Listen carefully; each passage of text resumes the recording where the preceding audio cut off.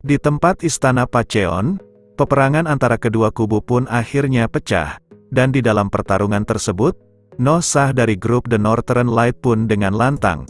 Dia berkata kepada para pasukannya untuk melindungi gerbang bagian dalam, karena kalau pasukan koalisi Murim berhasil menembusnya, dia berkata kalau itu akan membahayakan pemimpin Istana Pacheon, dan No Sah yang memimpin pasukan dan bertempur di depan.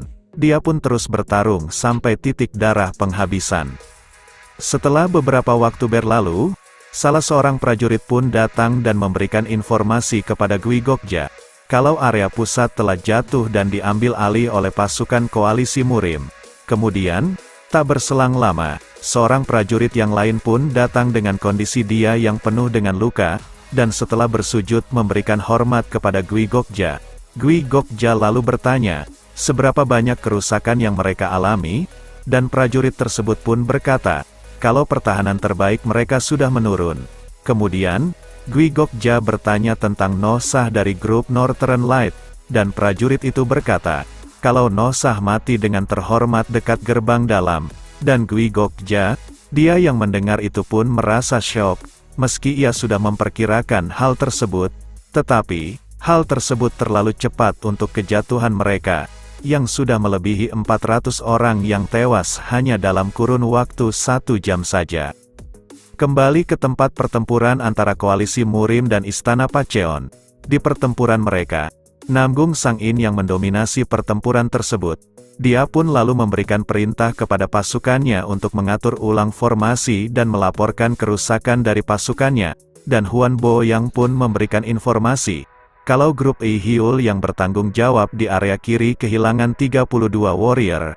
Kemudian Guak Hua Wol juga memberikan informasi, kalau grup Bokma yang memimpin unit tambahan kehilangan 17 warrior, dan setelah mendapatkan informasi dari pasukannya, Namgung Sang-in dengan lantang ia berkata, kalau pertarungan yang sebenarnya akan dimulai, dan menyuruh pasukannya untuk terus maju, karena tujuan utama mereka adalah pemimpin Istana Pacheon. Di saat mereka akan menerobos ke dalam Istana Pacheon, salah satu dari mereka yang melihat grup The Red Energy Hall, dia pun memberitahukannya, dan Huan Boyang yang mendengar itu, sambil terus bergerak maju. Dia berkata kalau grup The Red Energy Hall tidak bisa menandingi mereka, dan Moon Gyu-jong yang mendengar itu, dia pun berkata kalau Huan Boyang sangatlah sombong, serta berkata kalau dia tidak akan pernah mundur apapun yang akan terjadi.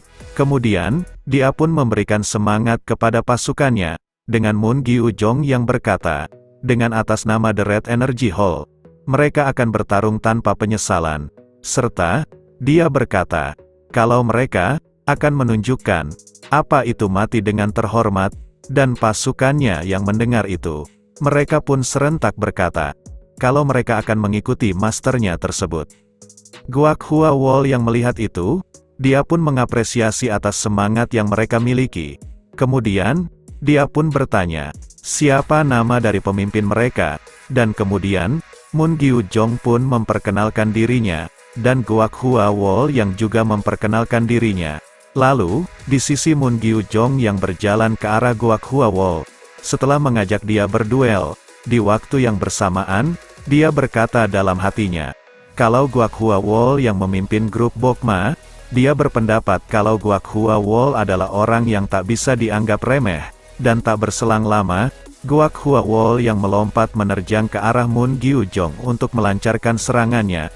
Moon Gyu-jong pun membalasnya, sehingga mereka pun mulai saling berjual beli serangan, dan ketika serangannya bisa dihindari oleh Guak Hua Wol, dia pun berkata kalau Guak Hua Wol adalah warrior yang cukup hebat, dan di sisi Guak Hua Wol, dia yang berkata dalam hatinya kalau dia sudah tidak punya waktu untuk terus memperlama pertarungan mereka, dia pun mencoba untuk menyelesaikan pertarungan tersebut dengan cepat, dan kemudian, dia pun menyiapkan teknik seni pedang 18 Valen Petal, dan setelah menyiapkan serangan tersebut, setelah mereka saling menyerang satu sama lain, Moon Gyu-jong yang kalah dan menerima serangan yang fatal, dia pun langsung terjatuh bersujud, dan sambil mengucapkan selamat tinggal, Guak Hua Wol pun melancarkan serangan terakhirnya, dan langsung membunuh Moon Gyu-jong. Para pasukan dari The Red Energy Hall yang melihat master mereka sudah dieksekusi, Mereka pun langsung menerjang ke arah pasukan koalisi Murim, sambil bersorak untuk mengikuti masternya yang sudah mati.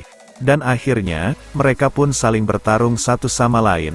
Dan di sisi Namgung Sang-in, dia yang melihat keberanian yang dimiliki oleh grup The Red Energy Hall. Dia pun berkata kalau mereka patut dihormati sebagai warrior seni bela diri. Di sisi pasukan Istana Pacheon, Gui Gokja yang mendapatkan informasi kalau Moon Gyujong dan grupnya sudah dikalahkan. Dia pun memberikan informasi tersebut kepada Guan Pei, dan Guan Pei yang mendengar itu, dia pun bertanya, apakah menurut Gui Gokja kalau dirinya sudah membuat tindakan yang ceroboh? Karena keputusannya, hasilnya menjadi seperti itu, dan karena hal tersebut, Guan Pei bertanya apakah Gui Gokja kecewa karena keputusan cerobohnya. Dan Gui Gokja pun berkata, tidak. Guan Pei yang sudah tahu kalau kondisi mereka sudah tidak bisa ditolong lagi, dia pun lalu memerintahkan Gui Gokja untuk pergi ke tempat Superior Elder, atau biasa kita sebut Gung Saheun, karena dia pikir, kalau mereka masih membutuhkan Gui Gokja demi Istana Pacheon untuk mengambil alih seluruh China. Karena menurutnya, nyawa dari Gui Gokja lebih berharga dibandingkan nyawanya sendiri. Tetapi, Gui Gokja berkata, kalau dia tidak bisa meninggalkan tuannya tersebut. Namun, dengan dalih kalau itu adalah perintah terakhirnya, dia mendesak Gui Gokja untuk pergi dan menyuruh pengawal pribadinya untuk mengawal Gui Gokja ke tempat Superior Elder dengan selamat. Kemudian, sebelum mereka meninggalkannya, Guan Pei pun menyerahkan anaknya Huan Ya pada Gui Gokja, agar dia bisa menjadikannya sebagai pemimpin selanjutnya. Di sisi tempat pertarungan, di saat para pasukan Istana Pacheon mulai terpukul mundur, sebuah energi Qi yang terpancar kuat pun muncul, sehingga membuat Namgung Sang-in dan Biksu Mumu yang melihat itu pun terkejut, karena energi Qi yang terpancar itu ternyata dari pemimpin Istana Pacheon, dan para pasukan koalisi Murim. Mereka yang melihat pemimpin Istana Pacheon datang melawan mereka secara langsung, mereka langsung serentak menyerbunya.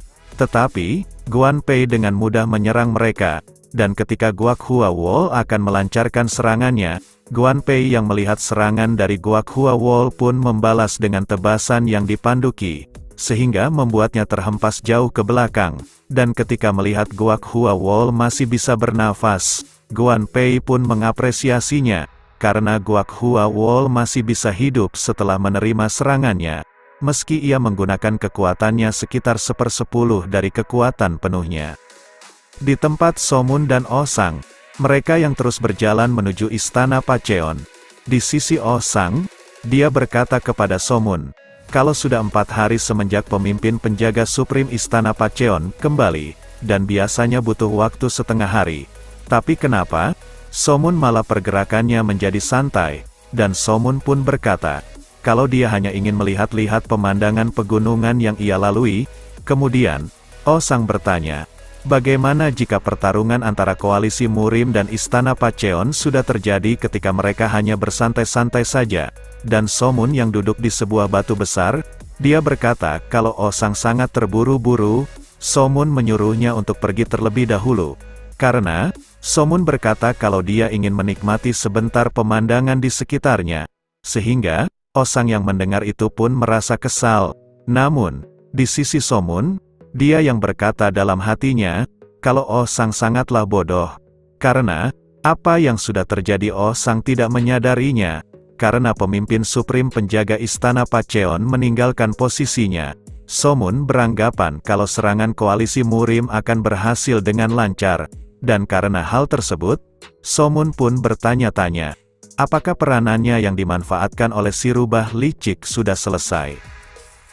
Setelah Somun tahu keadaan yang terjadi di Istana Pacheon, dia pun lalu beristirahat dan duduk di sebuah batu besar. Kemudian, dia berkata kepada Osang, jika dia terburu-buru, Somun menyarankan kalau dia boleh pergi terlebih dahulu, dengan alasan, Somun ingin menikmati pemandangan lebih lama lagi. Sehingga, Osang yang mendengar itu pun sangat marah. Tetapi dia yang tak bisa pergi begitu saja. Akhirnya dia pun menuruti keinginan Somun. Somun lalu berkata dalam hatinya, kalau Osang, dia adalah orang yang sangat bodoh. Karena, Dilihat dari kondisi yang sudah terjadi, Oh Sang tidak menyadari kalau misinya sudah selesai.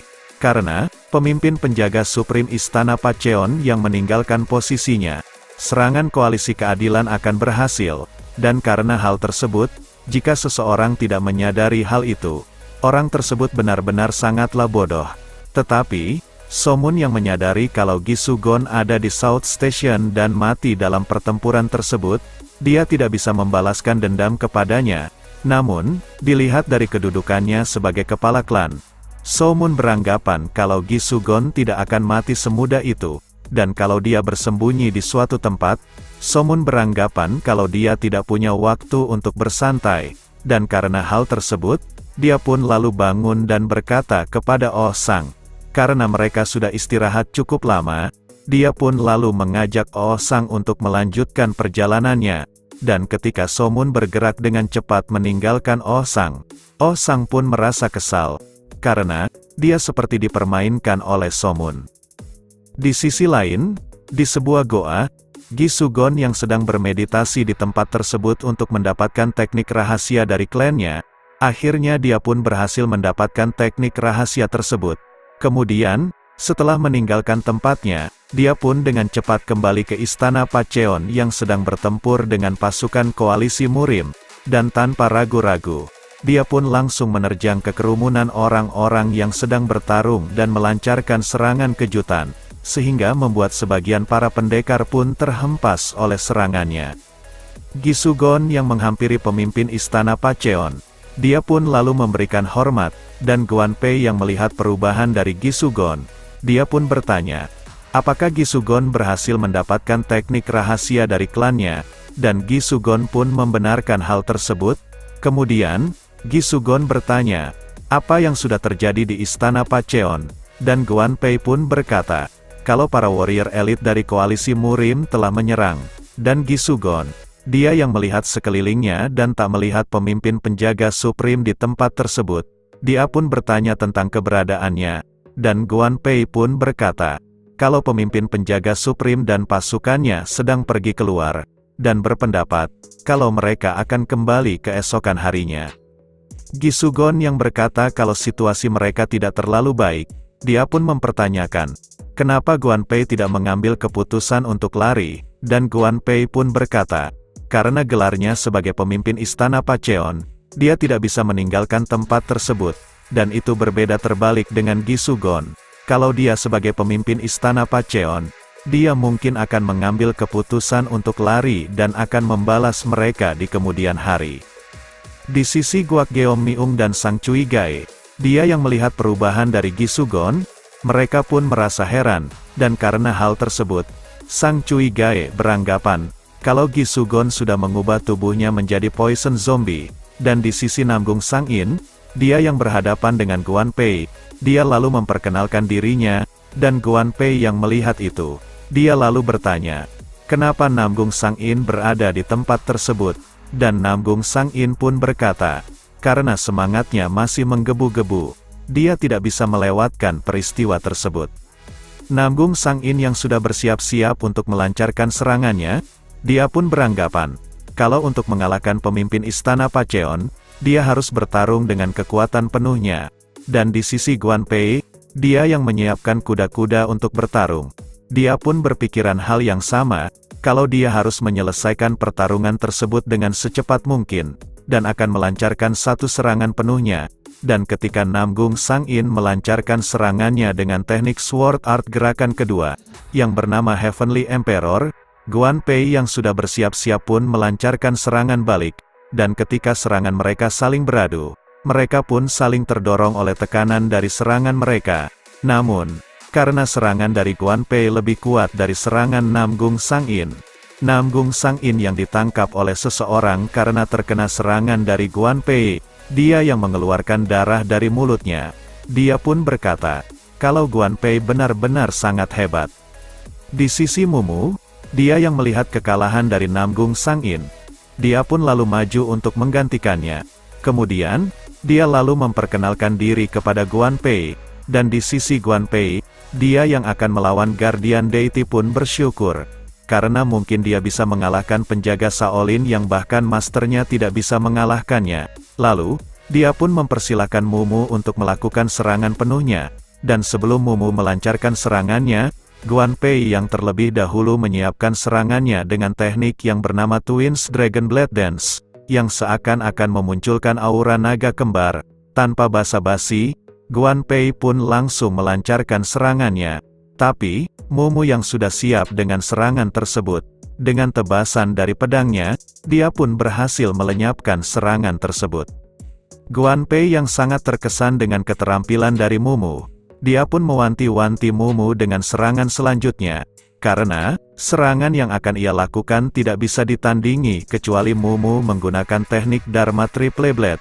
Kemudian, Guan Pei pun menyiapkan serangannya dengan teknik Destroyer Blade Art gerakan pertama, yang bernama Wave of Thousand Blade, yang seakan-akan seperti ombak yang akan melahap semua yang ada di depannya. Tetapi, di sisi Mumu, dia yang mencoba menghalau serangan tersebut dengan teknik Dharma Triple Blade gerakan pertama, yang bernama Immeasurable Blade, dia pun berhasil menghalau serangan dari Guan Pei, dan di sisi Guan Pei, dia yang sudah mengantisipasi serangannya yang akan digagalkan oleh Mumu. Dia pun lalu melancarkan serangan lanjutannya dengan teknik yang serupa, tetapi dengan gerakan yang kedua yang bernama Thousand Shadowless Blade, dan Mumu, dia yang bertanya-tanya apakah serangan tersebut adalah teknik Illusion Blade. Dia pun mencoba menghalau serangan tersebut dengan teknik Dharma Triple Blade gerakan kedua, yang bernama Origin Blade, dan meski dia bisa menghalau serangan tersebut, Mumu pun mendapatkan efek dari serangan tersebut yang sangat kuat, tak terkecuali dengan Guan Pei yang mengalami hal yang sama. Tetapi, Guan Pei yang masih ingin melancarkan serangannya, dia pun lalu melompat dan melancarkan serangannya dengan teknik Heavenly Destroyer, dan Mumu yang sudah bersiap-siap dengan serangan tersebut, dia pun menyiapkan teknik Cycle of Life Blade dari gerakan ketiga, dan ketika mereka saling melancarkan serangannya di udara, setelah mereka kembali turun, Guan Pei yang mendapatkan serangan fatal, dia pun bertanya-tanya, apakah itu adalah akhir dari hidupnya, dan di sisi Mumu, dia yang mendapatkan kemenangan dari serangan terakhir. Dia pun merasa bersyukur, karena, kalau dia tidak mendapatkan ki yang diberikan oleh Biksu Seonje, kemenangan tersebut tidak akan terjadi. Next, kita lanjut di part selanjutnya. Terima kasih.